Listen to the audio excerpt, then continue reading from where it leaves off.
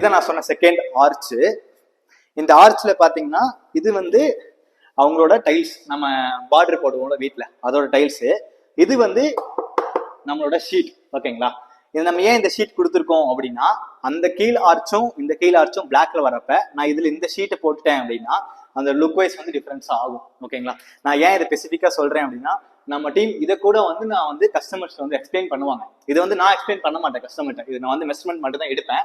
நம்ம டீம் எப்படின்னா ஃப்ரெண்ட்லியா வந்து கஸ்டமர்கிட்ட சொல்லுவாங்க, இதுக்கு வந்து இந்த சைஸ் இது வேணாம், இந்த அழகு நல்லா இருக்கும், இது வந்து இதுக்கு ஒயிட்டுக்கு பதிலாக பிளாக் கூட நல்லா இருக்கும் அப்படின்னு சொல்லுவாங்க. அதுக்காக தான் வந்து நம்ம இது போட்டிருக்காங்க. நான் ஹைலைட் பண்ணல, என் டீமை வந்து நான் சொல்லணும், அதுக்காக சொல்லியிருக்கேன். மற்றபடி வேற எதுவும் இல்லை. இது எப்பயும் போலதான். இந்த ஆர்ச்சஸ்லாம் ஃபுல்லாவே வந்து கஸ்டமர்ஸ் கொடுக்கல, நம்ம டீம் வந்து யோசிச்சு பண்ணதுதான். நெக்ஸ்ட் வாங்க நம்ம கிச்சனுக்குள்ள போலாம். கிச்சன்ல வந்து ஃபர்ஸ்ட் லாஃப்ட்ல இருந்து ஸ்டார்ட் ஆகுது. மேல நம்மளோட ஸ்டோரேஜ் லாஃப்ட், பிளஸ் வந்து இங்கே நம்ம அந்த மசாலா ஐட்டம்ஸ்லாம் வைக்கிறதுக்கான யூனிட்.